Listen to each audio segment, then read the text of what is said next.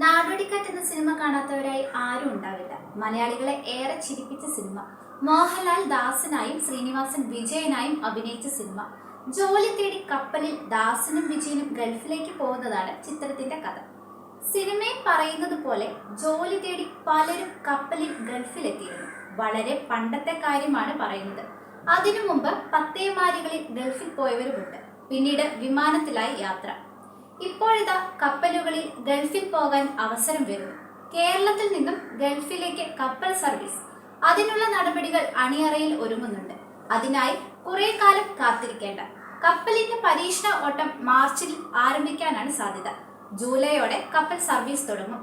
സംസ്ഥാന സർക്കാരാണ് ഈ പദ്ധതി അവതരിപ്പിച്ചത്. കഴിഞ്ഞ മാസം മുംബൈയിൽ നടന്ന G20 ഗ്ലോബൽ മാരിടൈം ഉച്ചകോടിക്കിടെയായിരുന്നു പദ്ധതിക്ക് തുടക്കമിട്ടത്. കേന്ദ്ര തുറമുഖ ഷിപ്പിംഗ് ജലപാത മന്ത്രി സർബാനന്ദ സോനോവാളിനെ മന്ത്രിമാരായ അഹമ്മദ് ദേവർകോവിലും ആന്റണി രാജുവും സന്ദർശിച്ചിരുന്നു.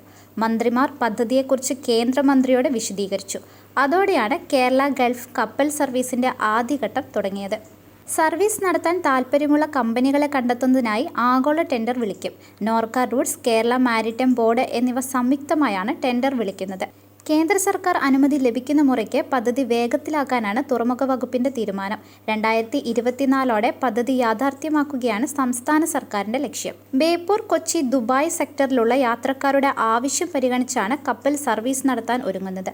വിമാന ടിക്കറ്റ് കുറയുന്ന സമയത്ത് കപ്പലിലെ യാത്രക്കാരുടെ എണ്ണത്തിലും കുറവ് വരും. ഇത്തരം സമയങ്ങളിൽ കപ്പലുകളെ ആയുർവേദ മെഡിക്കൽ ടൂറിസത്തിന് ഉപയോഗിക്കാനും സാധ്യതയേറെയാണ്. വിമാന ടിക്കറ്റിന്റെ 1/3 ഭാഗം മാത്രമേ കപ്പലിൽ ചിലവാകുകയുള്ളൂ. അതുകൊണ്ട് തന്നെ യാത്രക്കാർക്ക് ഇതൊരു പുത്തൻ അനുഭവമായിരിക്കും. വിമാനത്തിൽ കൊണ്ടുവരാൻ സാധിക്കുന്ന ലഗേജിന്റെ 3 ഇരട്ടി കപ്പലിൽ കൊണ്ടുവരാനും കഴിയും.